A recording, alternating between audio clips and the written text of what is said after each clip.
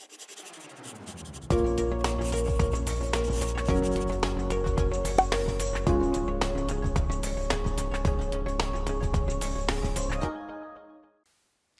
everybody, welcome to our English class. I'm teacher Michelle.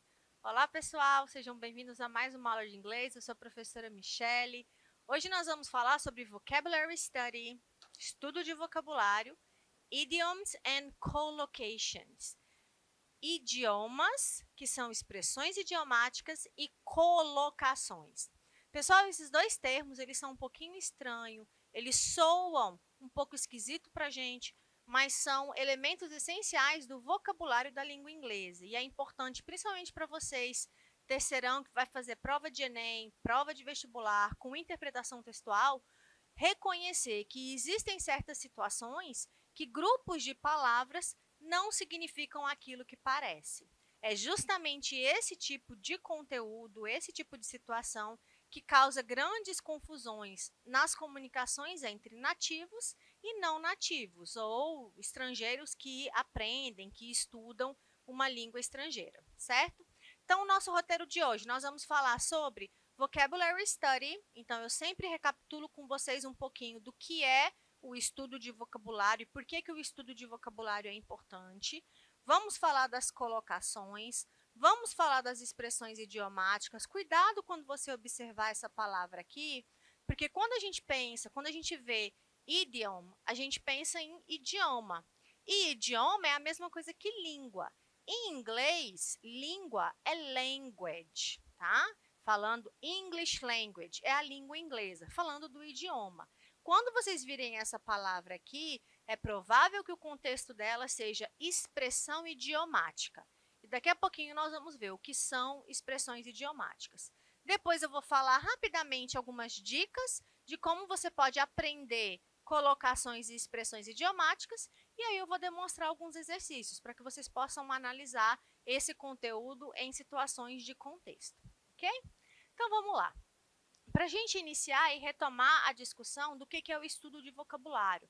Ao longo das nossas aulas, e vocês conseguem visualizar tudo isso lá na plataforma Gonçalves Dias, nós temos várias aulas de estudo de vocabulário, que nada mais é do que o estudo das palavras, né? Reconhecer que as palavras desempenham um papel essencial para o processo de comunicação. Então, nós já tivemos aulas sobre palavras transparentes, palavras cognatas, falsos cognatos, verbos frasais. E hoje nós estamos falando de um outro campo desse vocabulário, do estudo das palavras e do sentido que as palavras representam em diferentes contextos. Então, quando nós falamos de vocabulário, nós estamos falando de uma coleção de palavras que um indivíduo conhece. Então, vocabulário é todo aquele arcabouço de palavras que você conhece e que você usa no seu dia a dia. Você usa para se comunicar, você usa quando você faz uma leitura, você usa quando você observa alguma coisa escrita ou quando alguém fala para você alguma coisa. Então, as palavras fazem parte do nosso processo comunicativo. It's essential to an effective communication. Então, vocabulário é essencial para uma comunicação eficiente. Para que você consiga se comunicar bem, vai depender do seu conhecimento de vocabulário. Então, às vezes, por exemplo, quando a pessoa não conhece as palavras, quando ela não sabe se expressar usando as palavras adequadamente, isso compromete o processo de comunicação. O que é o processo de comunicação? As suas habilidades de fala, de audição, de leitura, de escrita, as formas que você tem de manifestar tanto a sua produção, que normalmente é a fala e a escrita, quanto as suas habilidades de compreensão, que é a leitura e a audição, ok? Então, quando você tem uma dificuldade de vocabulário, esse processo de comunicação não é tão eficiente quanto poderia ser. Normalmente, o vocabulário ele é desenvolvido com a idade. Então, a gente começa com um vocabulário bem básico, com as necessidades de água, mãe, pai e assim por diante. E à medida que você vai alcançando uma maturidade, você vai adquirindo maior vocabulário. O vocabulário ele é adquirido a partir da exposição. Então, quanto mais você lê, quanto mais você ouve, quanto mais você se comunica, mais você desenvolve, certo? Então, por isso que se diz que ele é desenvolvido a partir da idade e também com o aprimoramento do idioma, ou aprimoramento linguístico, né? Você vai melhorando as suas habilidades à medida que você vai desenvolvendo seus estudos, desenvolvendo o seu contato com aquele idioma. Quando nós falamos de estudo de vocabulário, nós englobamos alguns aspectos. Então, por exemplo, o vocabulário é a cola, the glue, é ele que faz com que nós consigamos manter uma sequência, uma coerência, uma coesão entre as nossas histórias, as nossas ideias e os nossos conteúdos. E é esse vocabulário que vai fazer com que a compreensão seja acessível, tanto para você quanto para outra pessoa que está interagindo com você. Quando nós pensamos no vocabulário, nós estamos considerando gramática, nós estamos considerando sentidos ou significados e estamos considerando os aspectos das collocation. Collocation ao pé da letra é colocação. O que são colocações? O próprio nome já diz, é quando você coloca palavras juntas e essas palavras desempenham um papel no processo de sentido. Então, aqui eu tenho algumas definições para vocês. Collocations, two or more words that are commonly used together in English language. Colocações existem em todas as línguas. Nós temos colocações em português e tem colocações em outros idiomas. Nosso foco aqui é o inglês. Então, são duas ou mais palavras que são comumente usadas juntas na língua inglesa. They sound natural or right to a native speaker. Então, esse tipo de construção, quando você combina ou quando você tem combinações frequentes naquele idioma, elas soam naturais ou elas soam corretas para um nativo, para uma pessoa que é nativa daquele idioma, que tem como língua materna aquela língua. Então, você já imaginou, você já pensou, já vivenciou uma situação em que você ouve alguma coisa que a pessoa falou e parece que não está certo? E isso é justamente um problema de colocação ou de combinação. A gente fala combinação em português. Então, nem sempre a escolha das palavras, a escolha de você combinar aquelas palavras é a melhor. E aí, nesse sentido, nesses casos, gera uma dificuldade auditiva. Você tem um susto. Alguma coisa não parece que está correta ou não parece natural. Essas combinações, quando você faz combinações que não são aquelas esperadas ou aquelas tradicionais, elas soam como não naturais, tá? Elas soam estranhas ou erradas para quem está ouvindo aquilo pela primeira vez. Quando nós pensamos em aprendizagem de um idioma estrangeiro, isso é um erro, né? Ou um equívoco muito comum. Porque, obviamente, como nós não somos nativos da língua inglesa, nós temos a tendência de fazer as traduções literais, ao pé da letra. Então, você pegar, por exemplo, algo que no português faz sentido e tentar implementar isso no inglês. E nem sempre isso dá certo. A mesma coisa acontece com um falante do inglês quando está aprendendo português. Ele vai fazer o mesmo processo. Ele vai tentar encaixar aquilo que ele já sabe na realidade da língua portuguesa. E aí você vai ter algumas distorções. Para aprender as combinações ou as colocações, é importante adquirir vocabulário. Então, você só consegue fazer combinações se você tem o conhecimento das palavras. Understand meaning of phrases or groups of words. Então, é você entender o significado de frases ou grupos de palavras. Porque o que acontece? Muitas vezes, quando nós falamos de colocações ou de expressões idiomáticas, nós temos que analisar o grupo. Aquele grupo de palavras ou aquela combinação de palavras como um todo e não isoladamente. É a mesma coisa quando nós vimos verbos frasais. Você não analisa os verbos soltos, você analisa eles como um grupo. O verbo junto com a preposição ou o verbo junto com o advérbio cria um novo sentido. No caso das colocações é a mesma coisa. Desenvolver fluência. Como que eu desenvolvo fluência em um país que tem pouca oportunidade de prática de inglês? Músicas, séries, filmes, grupos de estudo. Então, você se junta com aqueles colegas que gostam de inglês e começa a falar, começa a praticar, usa aquele conhecimento que você vai adquirindo. A internet tem fontes ilimitadas em relação a diferentes possibilidades de prática, e aí você consegue ir adquirindo esse tipo de situação, de fluência, de uso da língua, porque a fluência nada mais é do que a aplicabilidade daquele conhecimento linguístico no processo de comunicação. Tenha formas alternativas de expressão. Então, às vezes, você não consegue expressar aquela ideia com um grupo de palavras, então você tem um sinônimo. Você tem algo equivalente que você pode substituir. É também uma forma de você identificar o processo de compreensão das combinações ou colocações. Para demonstrar isso para vocês em português, eu trouxe alguns exemplos. Então, para nós entendermos isso, vamos analisar aqui. É comum você dizer em português, sorriso amarelo, carro amarelo, Camaro amarelo apareceu aí para facilitar isso, mas dificilmente você chega e diz que a pessoa tem um cabelo amarelo. Cabelo amarelo, nós dizemos cabelo loiro, quando você quer falar da tonalidade do cabelo da pessoa. Então, percebam que aqui é um exemplo de colocação. Isso aqui soa natural, você não vai dizer sorriso loiro, você não vai dizer carro loiro, vai dizer amarelo. Então, isso é o natural para nós falantes da língua portuguesa. Agora, cabelo amarelo não é tão natural, não soa tão normal quanto você dizer cabelo loiro. Mesma coisa se aplica aqui com o verbo quebrar. Você pode dizer, o que é quebrar? Quebrar, partir, é a mesma coisa. Você pode dizer quebrar o braço, você pode dizer quebrar o vaso, mas você não diz quebrar o pão. Você diz partir o pão.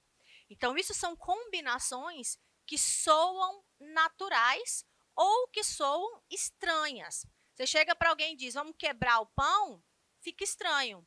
A pessoa vai entender isso de uma maneira distinta, de uma maneira distorcida. E esse é o processo de colocação. Então, no inglês, é a mesma coisa. Eu posso dizer fast car, que é carro rápido. Eu posso dizer fast food, que é a comida rápida que todo mundo conhece. Mas quando eu falo de refeição, eu não digo fast meal, que é a refeição rápida. Eu digo quick meal, que é uma refeição breve. Mesma coisa. Isso são expressões, tá, pessoal? São colocações que vocês vão adquirindo com o contato na língua. Não se diz quick cars, não se diz quick food. É sempre fast food ou fast car. Mesma coisa de exemplos com o verbo. Make mistake, cometer um erro. Make the bed, arrumar a cama. Do the laundry, fazer, lavar a roupa, né? Fazer a lavanderia, no caso, seria ao pé da letra. Por isso que nós não fazemos as traduções, porque aí você cria sons estranhos ou equivalências. Do the laundry, para nós, seria lavar roupa, tá? Ou ir para a lavanderia e lavar a roupa. Mesma coisa, não se usa do a mistake, é sempre make a mistake. Do e make e do, são verbos fazer em inglês, só que eles são usados em diferentes contextos para indicar diferentes combinações. Nós dizemos watch TV, assistir TV, não olhar a TV. Nós dizemos powerful engine, que seria uma máquina poderosa, uma máquina potente, e não strong engine. Então, são exemplos que vocês podem observar de combinações que soam naturais ou não. As combinações, elas têm um padrão de acordo com a classe gramatical. Então, eu posso fazer combinação entre adjetivo e substantivo, entre dois substantivos, entre um verbo, um adjetivo e um substantivo, entre um verbo e um advérbio, entre um advérbio e um adjetivo, e entre um substantivo e um verbo. Ou seja, eu posso fazer combinações de grupos de palavras considerando diferentes classes gramaticais. A great day, grande dia. A pocket watch, um relógio de bolso. Learn a foreign language, aprender uma língua estrangeira. Live dangerously, viver perigosamente. Completely empty, completamente vazio. Lion's roar, o rugido dos leões. Então, são diferentes expressões, ou os leões rugem. Então, são diferentes expressões que você pode observar a partir das combinações. Já as expressões idiomáticas também são grupos de palavras, são expressões, mas a diferença delas é que, em alguns casos, elas não têm sentido literal. As expressões idiomáticas são formadas por palavras, frases ou mesmo expressões que não têm uma interpretação lógica, elas não têm um sentido ao pé da letra. As frases, né, os idiomas ou as expressões idiomáticas, são expressões que as pessoas usam no dia a dia e que elas são compreendidas por um grupo social. E elas não são, nem sempre são, identificadas literalmente. Tá? Essa imagem aqui, por exemplo, é uma expressão idiomática da língua inglesa. It's raining cats and dogs, que significa está chovendo gato e cachorro. Só que se eu traduzo dessa forma, não faz sentido nenhum para nós em português. Então, essa expressão idiomática é a mesma que nós usamos em português para dizer está chovendo canivete, uma chuva muito forte. Então, as pessoas fazem essa representação a partir de uma expressão idiomática, que não é analisada ao pé da letra. A expressão idiomática, ela tem um sentido separado do sentido das palavras individualmente. Normalmente, nesse caso, nós estamos usando o sentido figurado, que é aquele sentido conotativo, ou seja, não o sentido real das palavras. É um sentido diferente a partir de um contexto. As expressões idiomáticas, elas são influenciadas pela cultura e isso vai determinar a questão da origem, né? É a partir da cultura que você determina a questão da origem das expressões idiomáticas. Isso explica por que diferentes países que têm línguas diferentes possuem, obviamente, expressões idiomáticas diferentes. Por isso, para eles que falam inglês, faz sentido dizer que está chovendo cães e gatos. Para nós, em português, faz sentido chover canivete. Não faz sentido nenhum, mas é o que foi convencionado para as nossas culturas. Exemplos em português de novo. Está chovendo canivetes, eu já mencionei. Um peixe fora d'água é um exemplo que nós utilizamos para falar que você está numa situação desconfortável. Ter o rei na barriga é falar que aquela pessoa se acha. Nesses outros exemplos, dor de cotovelo ou falando pelo cotovelo, são expressões que nós utilizamos que não indicam o pé da letra. Ninguém fala pelo cotovelo. É indicar que uma pessoa fala muito. Então, são representações de expressões utilizadas que transmitem um sentido para aquele grupo social. Se eu falo com você que alguém está com dor de cotovelo, você entende o que eu estou querendo dizer. Nós compreendemos, mas se eu traduzo isso ao pé da letra em inglês, não vai fazer sentido. Algumas expressões para vocês conhecerem em inglês. It's raining cats and dogs, já mencionei, está chovendo canivete. Eu estou fazendo a tradução do que representa, tá? Contextualizando com português. Não é a tradução literal. It's not a cup of tea, não faz meu tipo. Better safe than sorry, melhor prevenir do que remediar. It rings a bell, isso não me é estranho, soa familiar. Cross my heart and hope to die, juro de pé junto. I'm over the moon, estou nas nuvens. I know it by heart, eu sei de cor. I'm just pulling your leg, só estou brincando, te provocando. Piece of cake, moleza. Então, só para vocês terem uma ideia do porquê que nós não traduzimos literal. Se eu fosse traduzir isso daqui literalmente, seria pedaço de bolo. Então, se você chega para alguém e quer dizer que algo é muito fácil e você diz pedaço de bolo, ninguém vai entender nada. Então, as expressões idiomáticas não devem ser analisadas isoladamente. Você tem que se familiarizar com elas para observar o que elas representam no nosso linguajar, no nosso contexto. Então, piece of cake pode ser a pessoa te oferecendo um pedaço de bolo, mas fora disso, representa moleza, algo fácil. Para você aprender colocações e idiomas, que são dois elementos que não têm tradução literal, a única forma é você se familiarizar com essas expressões. Para ter esse contato, você tem que colocar uma presença maior do idioma no seu dia a dia. Sempre considere tanto as expressões idiomáticas quanto as colocações como um bloco, tá? É um grupo de palavras. Então, voltando aqui, isso aqui não deve ser analisado isoladamente. Eu tenho que analisar como coletivo, um grupo. Tente sempre aprender palavras novas, escrever essas palavras e possíveis combinações que essas palavras possuem. Aprenda as colocações e idiomas em grupos, por exemplo, expressões que falam de tempo, que falam de clima, e leia o máximo possível. A melhor forma que você tem para se familiarizar com isso é procurar, por exemplo, exercícios. Busquem exercícios, infográficos, combinações de flashcards, que são aqueles cartões de memória, que podem te auxiliar na memorização e no conhecimento dessas informações. Pessoal, hoje nós falamos de expressões idiomáticas e colocações, que são grupos de palavras que não têm sentido literal, que não devem ser considerados isoladamente. Para você entender eles, você tem que sempre analisar o contexto. Até a próxima, se cuidem e bye bye.